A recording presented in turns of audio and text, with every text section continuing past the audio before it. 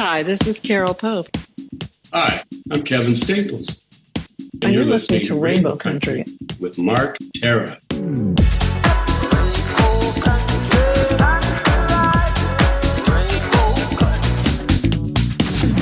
The views and opinions expressed on the following program are those of the persons appearing on the program.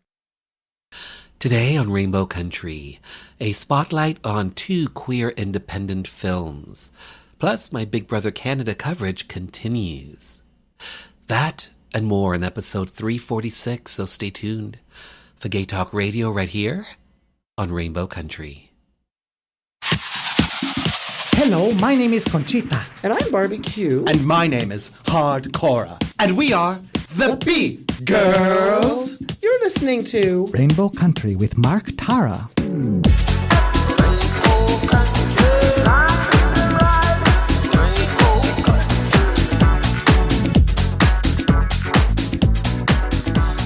Well, hello and welcome to a brand new journey through Rainbow Country.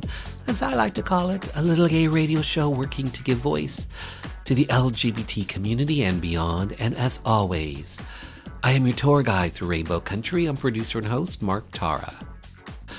By the way, Rainbow Country originates from CIUT-FM in Toronto and now proudly in syndication on 12 outlets across Canada, from coast to coast to coast.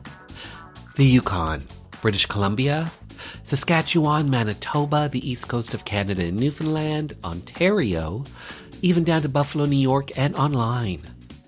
Well, thanks to you tuning in, streaming, downloading, but ultimately listening. Together, we continue to build Rainbow Country into a nationally syndicated gay radio show, a #1 LGBT podcast on Podomatic.com's Gay and Lesbian chart, as well as being recognized as Canada's #2 LGBT podcast on feedspot.com. So today, a spotlight on 2 queer independent films. The Five Devils, a new queer indie film that tells a witchy and wild fable of family secrets and queer romance. I catch up with co-writer and director Lea Mysius to find out all things Five Devils. By the way, The Five Devils is currently playing at the TIFF Bell Lightbox in Toronto until March 30th. Plus, Queendom, a new documentary about Jenna, a queer drag activist from a small town in Russia who stages radical performances in public. I speak with producer and director Agnia Goldanova and producer Igor Mayakotin to talk about their powerful new documentary, Queendom. And in hour 2, music from LGBT artists, independent artists, voices that we've come to know and love in classic disco, classic 80s, classic house. And on this episode, I'm featuring some Canadian disco, some queer blues, and more. All that lies ahead as we start Journey 346 through Rainbow Country. But first up, the most recent evicted houseguest from Big Brother Canada Season 11.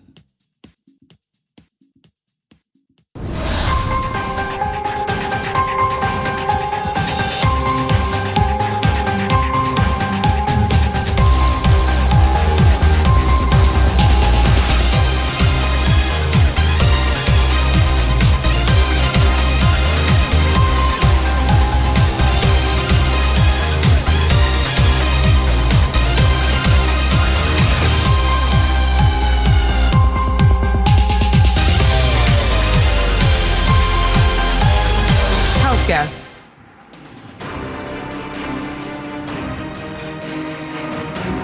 By a vote of 7-4, Roberto, you have been evicted from the Big Brother Canada Manor. Please get your things and say your goodbyes. Roberto, hello, how are you? I'm doing well, thanks. How are you? I am well. Let's just jump right in. The vote. The vote. 7-4. Did that surprise you? It did surprise me. I really thought at least I would have Kuzi on board. But she decided to flip last minute, and I really do think that if she stayed on board, she could have pulled Daniel C and even possibly Anika. So I honestly, going into the voting process, I was quite confident, and I'm pretty disappointed that they chose to choose the other side. So Dan chose to backdoor you. So here's the question: why do you think Dan saw you as such a threat that he needed to backdoor you? Do you want to know the reason I wish it was, or the reason why I think it was? Tell me why you think it was. I think he chose to backdoor me because the two parts. The one part, I think he chose to backdoor me because he was heavily influenced by Zach, and I think we all saw that or know that. I think he was looking for people in this game to kind of gravitate towards, to kind of build that alliance with, whereas the first couple of weeks he was on the block, and I think more so of like a floater. He didn't really have these big alliances, at least as far as I know, because I thought I was in the big alliance and there was no mention of Dan S being in there. So I think when Zach reached out to him to kind of form that, he jumped on it and he felt safe with that. Whether that was a good choice or not, we'll have to see. And I think my relationship with Shania also played a part in that. I wouldn't be surprised to see a showmance forming between Shania and Dan S, and I might have been in the way of that in his eyes. So you just mentioned you were part of a big alliance. Were you in that big alliance with Ty, Zach, Jonathan, and Hope? Were you guys all working together? That was the thought of week 1 or week 2.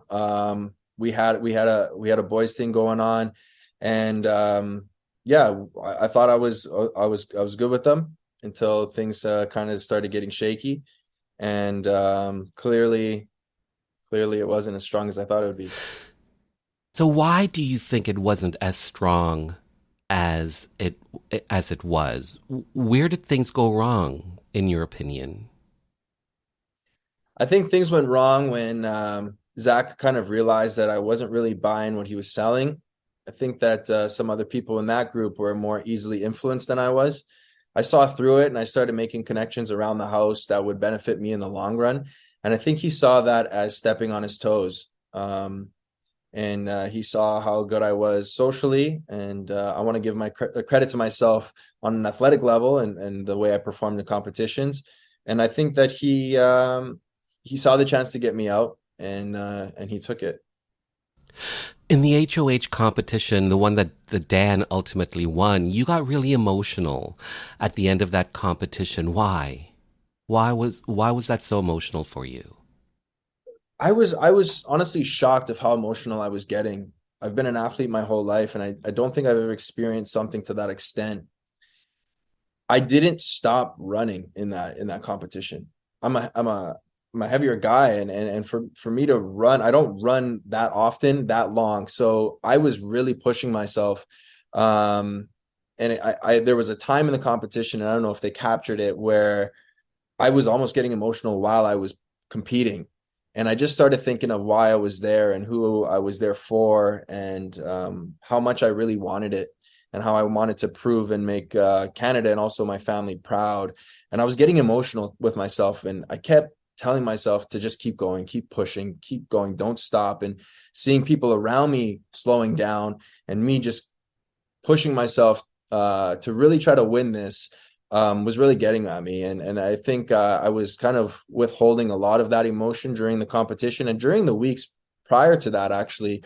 And then when I finished, when I heard that final bell to end the competition, I think it all just came rushing to me, and my body just kind of, my emotions took over. My body just kind of succumbed to that.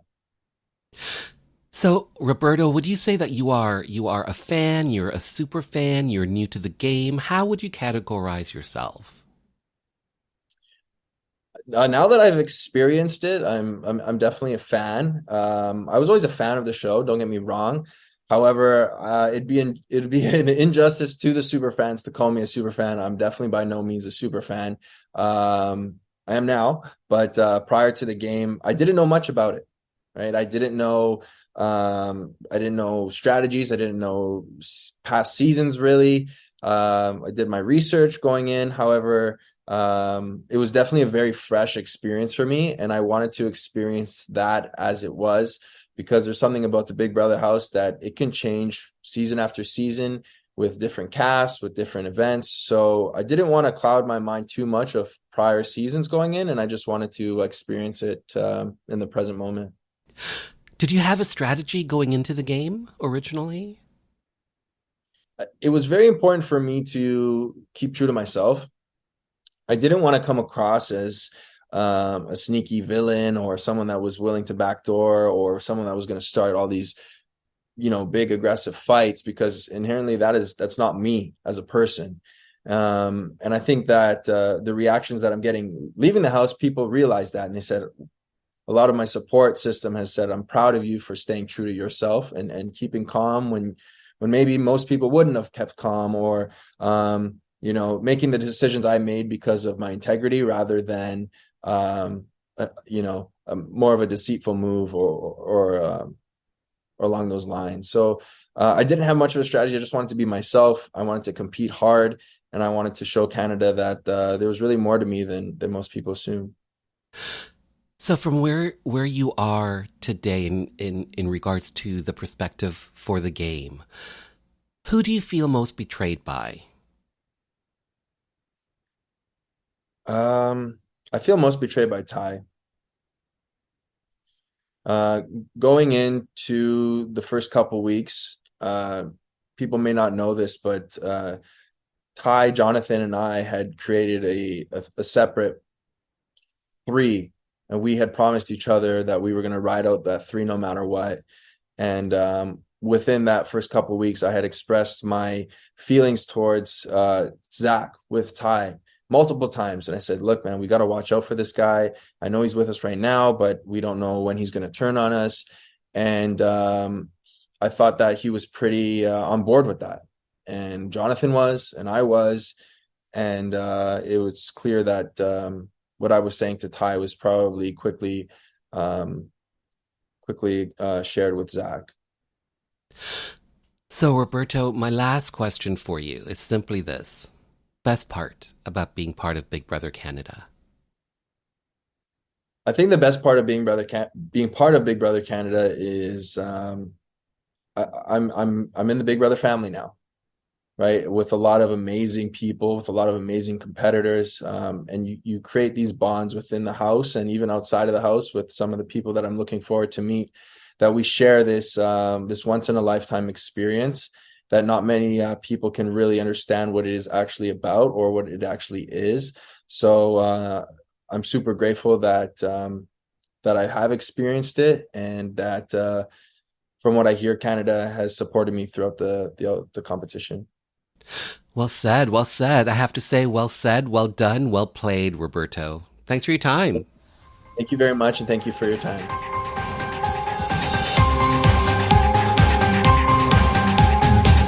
Big Brother Canada airs Tuesdays and Thursdays, 7 p.m. Eastern, and Wednesdays, 9 p.m. Eastern on Global TV.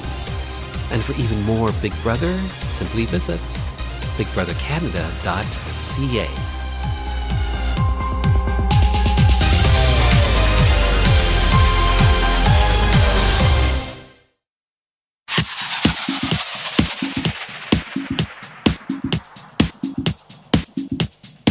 Hi, everybody. This is Gino Vanelli.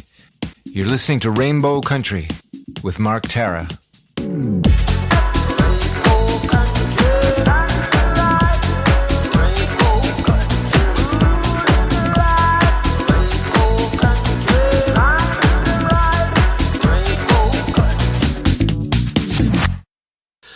Up next, the Five Devils.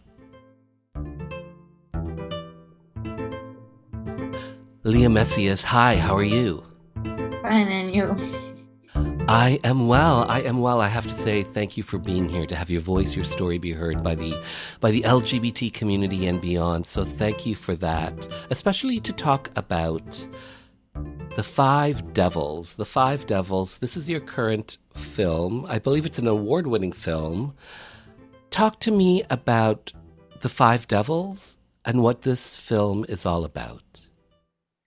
Alors, c'est l'histoire d'une petite fille de 8 ans qui a un don pour les odeurs. So it's the story of an 8-year-old who has a gift for scents, for smells, and she can smell everything around her, and she pockets them in little pots, especially the smell of her mum, who she loves.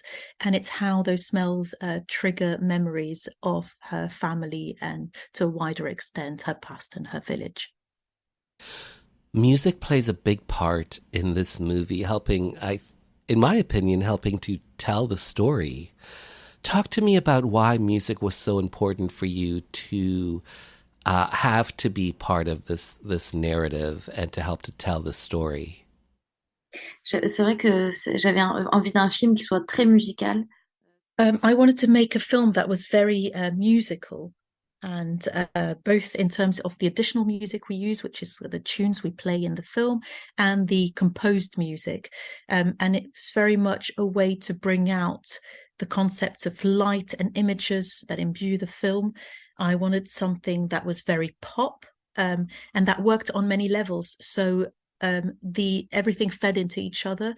So if you listen to the music, you would get clues as to the rest of the story. If you watch the images, it would give you more insight into the music. So music and the images would feed into each other. And then I wanted 2 levels of music, one which was more sort of pop and fun, and one which is more the composed music, which has a darker, more worrying quality. And they work together to tell this fairly strange story.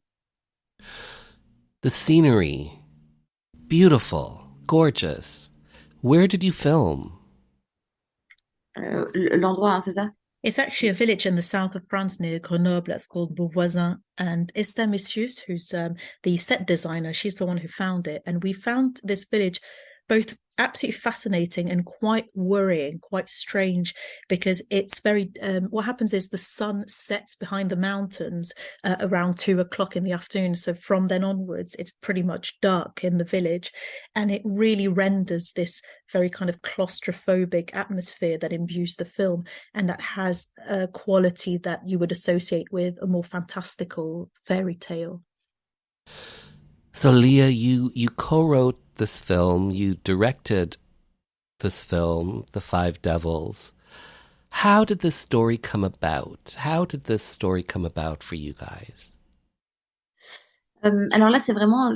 au tout début, j'ai eu l'image d'une jeune femme qui hurlait devant le feu la nuit. The very starting point of it was this image I had in my mind of a young woman screaming in front of a fire at night without knowing why she was screaming or who she was. And then I had the idea of this little girl who had a gift for smells, and the smells would transport her into the memories of her parents. And then from these kind of 2 points, I then built mosaic style, the script around them. So Lea, they often say, write what you know. Write what you know. You co-wrote this film. Is any part of this film autobiographical at all? En fait, je parle jamais d'autobiographie dans le sens où ça ne raconte pas ma vie. J'ai pas du tout eu cette vie-là. Les personnages ne me ressemblent pas d'un point de vue biographique, encore une fois. I would not consider this autobiographical in the sense that I've not lived what these characters have lived. This is not my life. But of course, like in everything, there is a part of me that's in it, and some of it even unconscious. So it would appear to me to be obvious after watching it. And the references are drawn from my own experience, from observations, from people around me, from books I read, from films I see. Honestly, the world is a source of inspiration, and I'm part of the world, so I'm also a source of inspiration, and I know myself. Lea, were you bullied at all as a kid? Moi pas trop, mais ma sœur jumelle un peu, ouais. So not really me, but more my sister did experience that. Yeah, my twin sister had lived through that, and I'd failed to protect her somewhere, where I remember this incident where they had to bring toothbrushes to school, and some of the other kids had rubbed her toothbrush in the dirt, and I hadn't defended her back then. So in 2023, you won the Dublin Film Critics Award for Best Director. What does that award mean to you? En fait, évidemment, ça me fait énormément plaisir tous les prix. En fait, c'est pas, je me dis, tiens, j'ai eu une médaille ou je sais pas quoi. Je me dis juste que ça veut dire que le film a plu. Yes, of course, I was very pleased, and not because I received an actual prize, but it was more that it meant that the people liked the film, and ultimately we make films for people, and it was very validating in the sense that it meant people were touched by it, and I found that very, very gratifying. Well done, well done. The title, The Five Devils, where does that title come from? Alors, j'ai cherché un titre comme ça. Je voulais que ce soit.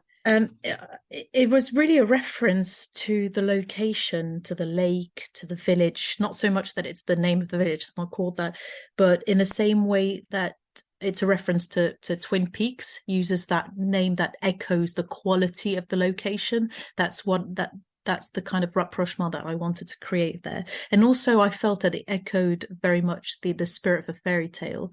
And maybe it reminded me of a book by Georges Sand, who is in French, La Mare au Diable, the Devil's Pond. And also there are 5 characters and 5 senses, so that could echo that as well. So Lea, my last question for you is, what do you hope audiences come away with after they've seen The Five Devils? What do you hope audiences come away with? En fait, j'aimerais bien qu'ils aient eu de l'émotion évidemment pendant le film, et que du coup le film continue à les accompagner. I'd like them to take away emotions and emotional baggage, so to speak, from the film, so that it stays with them long after it's ended. And ideally, I'd like it to trigger images within them, so not necessarily my own, but theirs. So it acts as a sort of fertile ground for images from their own selves, which some people might be writers or filmmakers and then translate them in those ways, but even for other people to just create those images for themselves. Et que du coup le film soit fertile. Vraiment. Yeah, fertile ground for these images. I have to say, Lea, thank you so much for your time. Well said, well done, well made, well filmed, all that sort of good stuff. Thank you for being on the show. Thank you. Bye.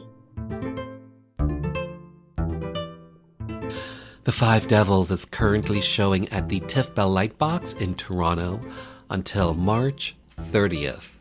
For more information, tiff.net.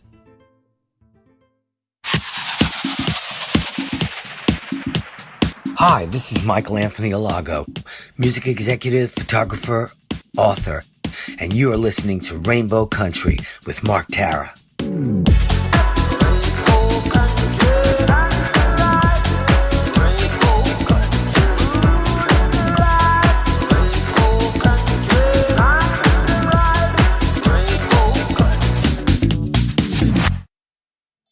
Up next, Queendom. Agnia, hi, how are you? Hi, I'm good. Thank you. How are you? I am well. Igor, hello. Hi, how are you? I am good. Okay, first of all, Agnia, how do you say your last name? Goldanova? Yeah, it's correct. And Igor, I'm going to get you to say your last name for us. My last name is Maya Koten. Excellent, excellent. I have to say, thank you both for being here to have your voices, to have your stories be heard by the LGBT community and beyond. So thank you both for being here. Okay, let's start here. World premiere, South by Southwest, Queendom. This is your documentary that recently had the world premiere at South by Southwest. Let's start, Igor. Let's start with yourself. How was the premiere? How did it go? Oh, it went so well. It's such a special feeling to share the film for the first time with audiences. And audiences at South by are just so special. They're so engaged, and being there in person, hearing them laughing, crying, reacting to the film is just an incredible feeling, especially after working on the film for a few years. So we were just overwhelmed with love and joy, and we couldn't be happier. And Agnia, for yourself, how was the premiere? How did this go? Well, same. I mean, I could not believe that finally we have our film on such a huge screen, because for the first screening we had such a beautiful venue, and it's it's a special feeling. I was spying people while they were watching to see the reactions and everything what I've seen. And after, all the Q&As were so brilliant, and I had so many interesting questions, and it was a pleasure to talk with the audience afterwards. So I was very happy how did it go. And Agnia, you guys even got nominated for some awards there at South by Southwest, correct? That's right. We were nominated for the Grand Jury Award because we're in competition. And Igor, how do you feel about that, being nominated? Oh, it feels great. It feels tremendous. The award ceremony was yesterday. We didn't win the Grand Jury Award, but just being nominated and being among other seven documentaries that are just so powerful. I mean, it's an honor already just to be nominated. So we had a blast yesterday at this award ceremony, and some of our friends won, so we're extremely happy for them. But for us, it's really important to get the story out, and being nominated just helps with that, helps tell the story of Jenna and the queer stories of the LGBT community. It's so important. So, Queendom, part documentary, part performance art, part drag activism. This is your documentary, Queendom. Agnia, you are a producer. You are the director of the film. Talk to me about the film and this documentary and what it's all about. Okay. So it started quite a long time ago already. I was back in Moscow, and the pandemic started. So I found this idea to make a docuseries about several drag queens all over Russia, and I started to develop it and look for protagonists. But one of the potential protagonists was Jenna.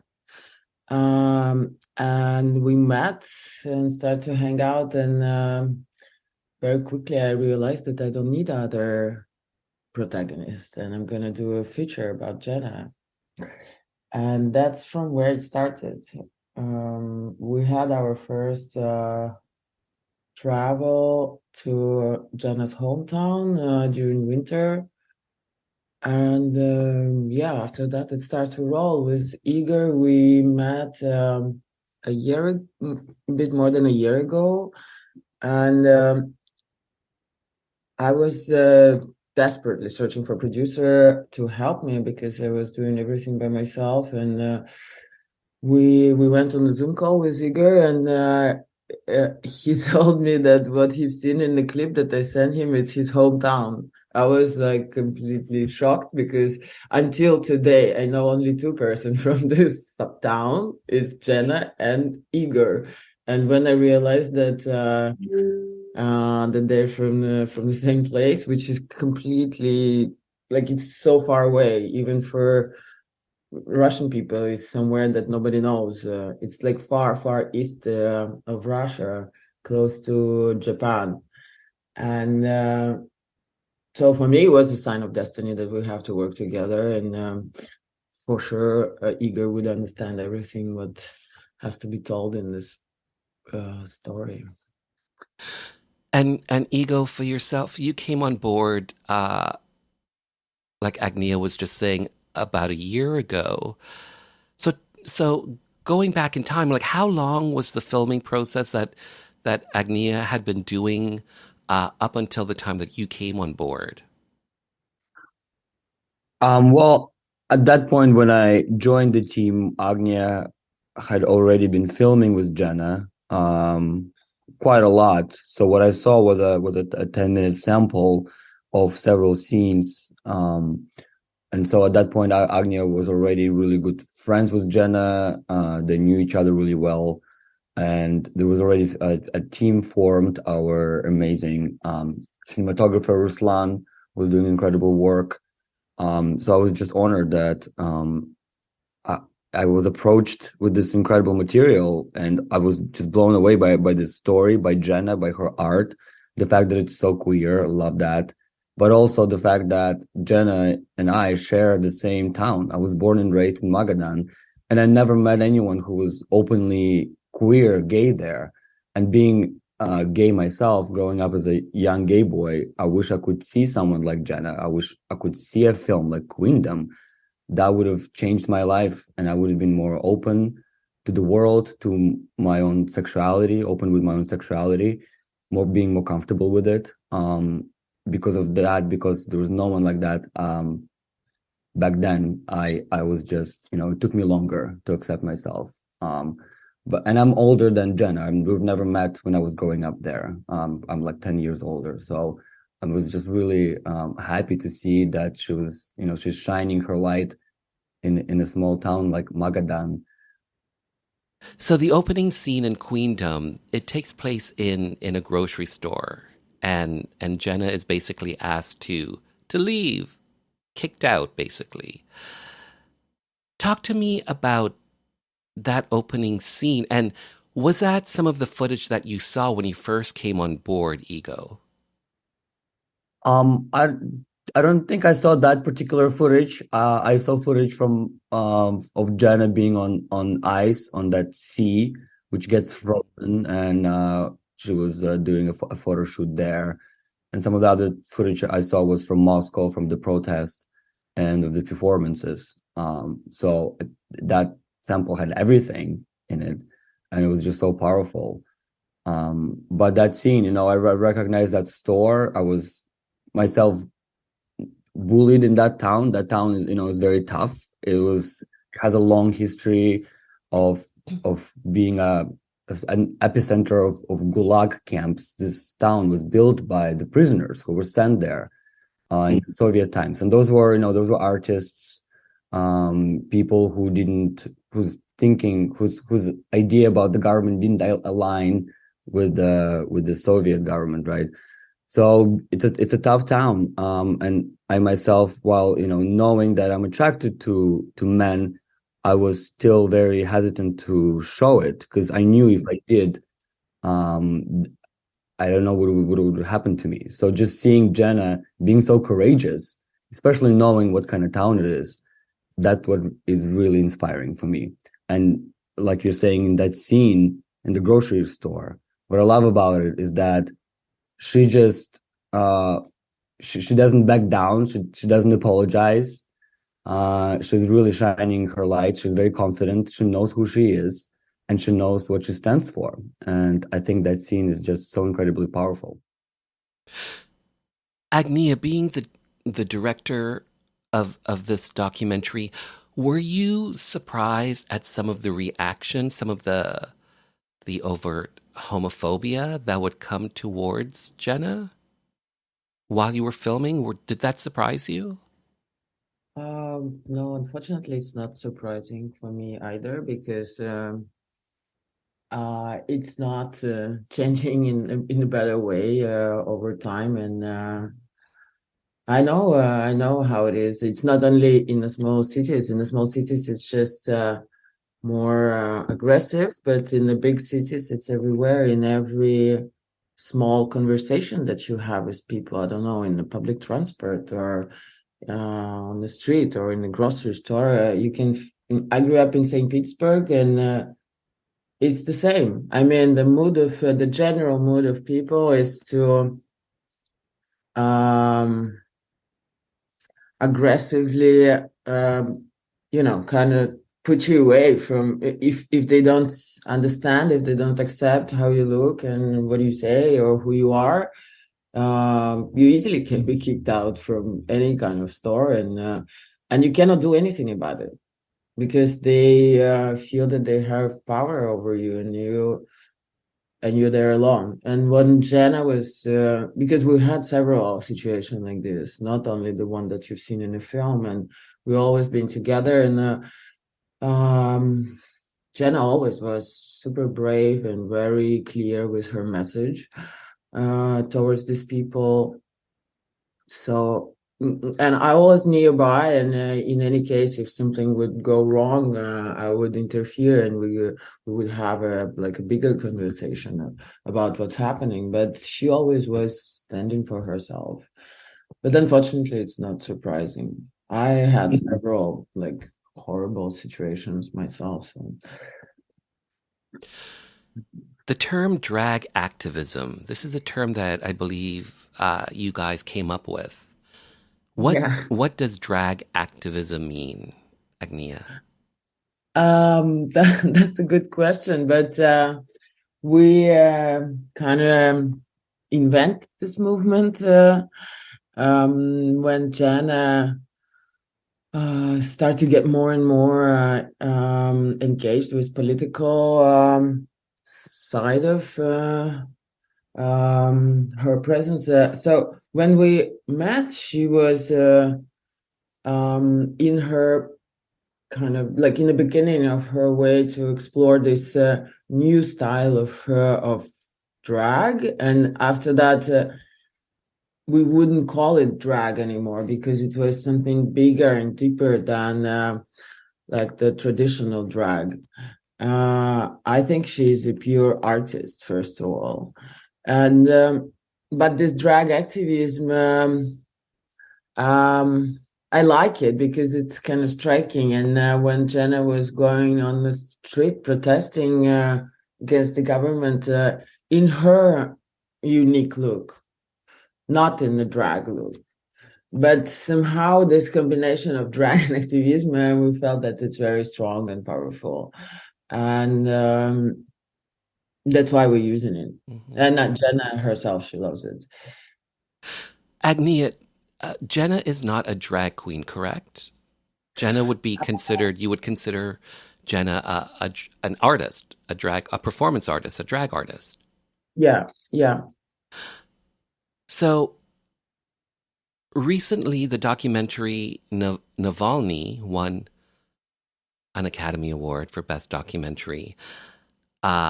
Going back a couple years, you are here filming this documentary now, Queendom, with Jenna. And Jenna and yourself and your team, Jenna is there protesting Russia's invasion into Ukraine and standing up for Navalny and all this sort of stuff. And you are there documenting this. Were you concerned about safety at all in regards for your subject, Jenna, in regards for yourself and your team? If you had a team at the time, were you concerned about your own safety during these protests that you guys were at? Because some of the footage that you have is amazing and jaw-dropping and disturbing. Were you concerned at all for your safety? Well, my first and the most important concern was the safety of Jenna, because when she would come and say, okay, I have this idea and I'm gonna go protest, so let's film it. And I always would say, for sure, yes, we're gonna do it, and it's amazing. When she started to have this interest more and more, I was extremely happy because myself, I have a long history of going to protest and standing there, protesting against everything. So it was because we have so many horrible things going on in Russia, and police is oppressing people who are trying to have a voice.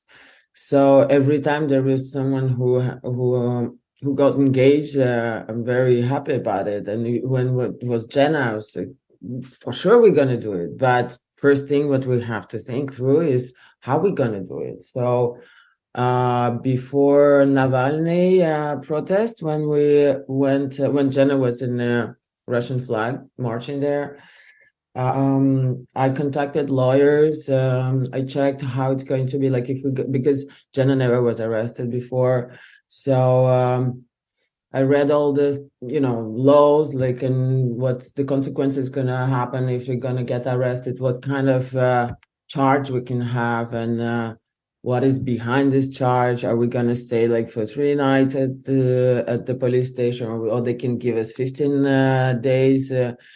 And we tried to prepare as much as possible. I was behind Jenna all the time with a little backpack, carrying scissors in case if she's gonna get arrested that she can change from normal clothes. So I was there with her shoes and the jacket and the scissors and her passport and everything. So when we were on the bridge and she got arrested in the barbed wire, I always was following her, and there was a moment when they took her in the car, and our cinematographer was there on the rollers. That's also what we came up with, in case if they would want to arrest him. And because if they arrest him, they take his camera and they erase everything what we've been filming. So he left. He left with the rollers when we all been in the car, because when Jenna got arrested, they didn't want to arrest me in the first place. And I was... Were you arrested as well at some point? Yes. So I was there with this little backpack again.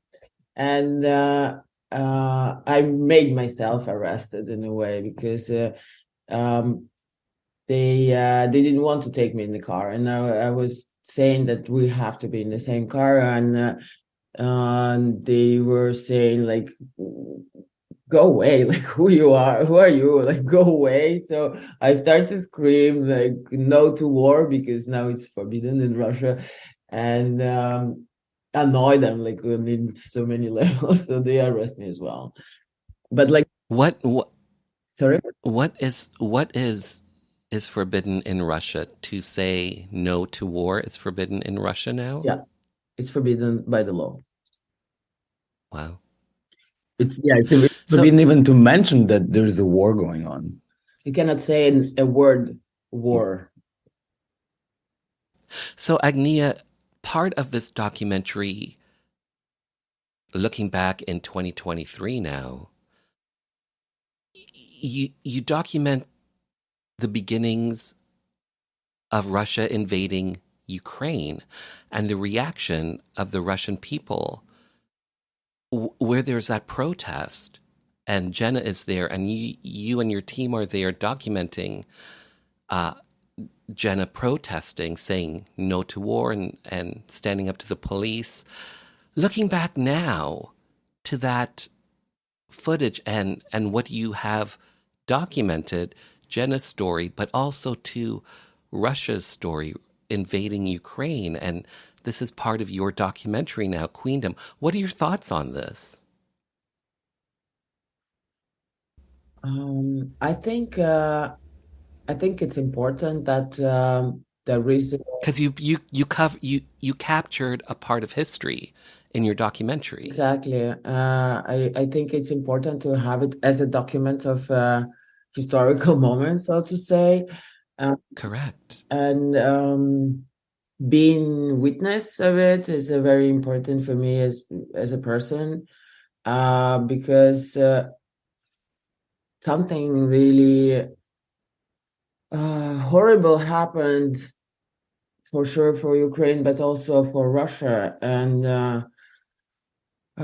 we don't know how many years we need to recover from this, because first thing that's has to happen, that the war has to stop. That's 100%, and I'm thinking about every day. And but after, when it's going to happen, and I'm sure I believe and I hope and I pray that it's going to happen as soon as it's possible. But after that, there will be a really dark time for Russia, because recover from what Putin did to the whole country and to people like us, because we're just normal people. I think it's going to be very, very long way. So what we have in the film as a kind of proof what was happening in the beginning of it, I think it's good. It's powerful. Yeah. Is it now? It's illegal to be queer in Russia now, correct? Yeah. They this law was existing from before, but it was saying propaganda among children, like under 18. But now they made it like wider for everyone, so it's propaganda of LGBTQ for everyone. So it means that whatever you do, even you walk hand by hand on the street, or somebody think that you look in a way that is not accepted, they can report you to police, and or you're gonna get the fine, or you can get again like some nights in jail, or it depends on who will report you.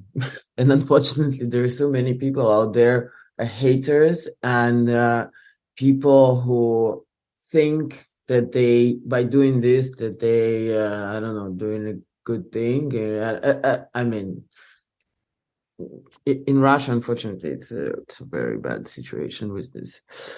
And you know, I left, but for example, my nephew, he's a transgender and he's still in St. Petersburg, and I'm very worried, you know, about him being there, even though he's not politically engaged or whatever. But just walking there on the street of today, it's dangerous, because you never know who you're gonna meet and how these people are gonna react meeting you.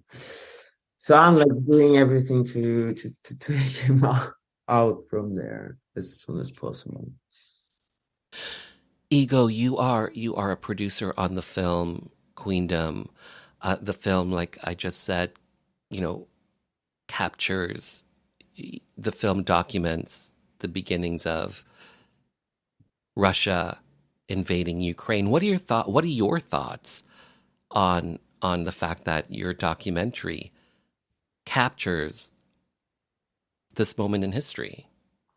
Well, like, to echo what Agnia was saying, that, you know, that's why we do what we do. We document a time. But what we were doing, really, we were with Jenna, following her art and what she was doing. No one was really anticipating that, you know, no one knew that Russia is going to invade Ukraine on February 24th. And whether we were filming with Jenna or not, she was still going to go and protest the war. So our goal was just to be next to her, to support her, and to capture her story, her essence. So that obviously whatever the Russian government is doing is horrible. But we hope, you know, that this film helps shed the light on the fact that people protest in Russia every day. People get arrested in Russia every day, just like Jenna did. So our hope with this film is just to bring more attention, more light onto what's going on, and to try to help people on both sides of the aisle. And just to make a long story short, Jenna ends up leaving Russia and I believe is now in Paris? Yes, Jenna is in Paris. And how is Jenna doing today, these days? Today, I think she's doing well, because when we arrived to Paris last April, for everyone it was difficult, but especially for her, because for Jenna it was first time traveling abroad. She never left Russia before that, and she doesn't speak well English or French. So again, I was looking at her as such a brave person, because she was coping with it amazingly. And now she's taking classes. She started to speak a little bit English. She started to feel way more confident. And she got her assignment paper accepted. So soon she will be able to travel. And she started to get new friends. And it's so beautiful to see how she has this new and very amazing start. So, Ego, I'm assuming that the film is now doing the film festival circuit. What's the long-term goal? Are you looking to hopefully get the film onto, like, say, a streaming service, maybe a Netflix, something like that, so the world will be able to see this documentary at some point? The goal is definitely to have the film available to as many people as possible. And it is at film festivals right now. We just premiered at South by in Austin. We're going to CPH Docs in Copenhagen, and we'll be screening there, and Jenna will be there in person. Unfortunately, she wasn't able to come to America yet, but she will be at CPH. And the long-term goal is to have the film available for people to see in the world, but especially people in the eastern part of Europe, in Russia, post-Soviet countries, especially queer people. Like I was saying, we think if people see that, especially younger people, if they see that film, that hopefully will give them a boost of confidence to be as courageous as Jenna is. And we're working on an impact campaign, partnering with various organizations, LGBT-led organizations, and organizations that help refugees to settle into new countries. So there's a lot of work ahead of us. We're just starting, and we're very excited what's coming up. So this is my last question, and it's for both of you. And Ego, I'll start with yourself. Once people see this documentary, Queendom, is there a message that you hope audiences come away with after seeing Queendom? Yes. I hope that every person sees the film. I'm sure they will see the film differently. They will take different things from it. But for me, the core of the film is Jenna and her art, her courage, her relationship with the grandparents, and their unconditional love for her, even though they don't fully understand what she's doing. At the end of the day, they love her, and she knows it. And I think we should just spread love, not hate. And Agnia, for yourself, what do you hope audiences come away with after seeing Queendom?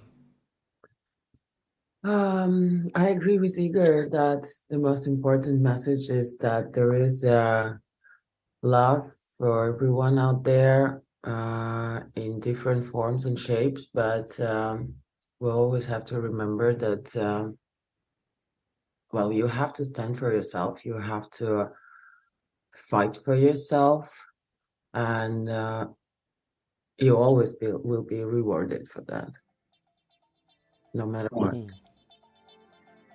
Well said to both of you. Well said, well done, well filmed, well made. Agnia, Ego, thank you so much for your time. Thanks for being on the show. Thank you so much. It was such a pleasure, Mark. Thank you so very much. Queendom is currently doing the festival circuit scene. For even more on this documentary, simply visit the website queendomdoc.com. Bill 7, to ban discrimination in employment, government services, and housing.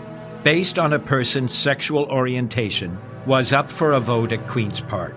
Most NDP and Liberal MPPs supported the bill, but without some progressive Conservative legislators backing, a divisive split could rack the province. 4 PCs decided to break party ranks to vote with their conscience and support Bill 7. Cabinet Minister and MPP Dennis Timbrell did it to show solidarity for his beloved brother, the well-known drag queen Rusty Ryan. And for me, a gay politician who was not yet out, I had to take a stand. We were known as the Gang of Four. I'm former Cabinet Minister and MPP Phil Gillies. The date, December 2nd, 1986, when LGBT rights came to Ontario. And just like that, this little gay journey through Rainbow Country has come to an end. For the full 2-hour episode, simply head over to marktara.com, where everything is connected, and hit the archives banner. To keep up to date with the show, check out my socials at marktara. The podcast for Rainbow Country is available on all major platforms, including audible.com and iHeartRadio. Finally, I want to take this time to thank you for taking your time to be with me. Remember, despite all the craziness in the world these days, know this, that we are living in days of making dreams come true. So, believe in yourself, and the world will believe in you.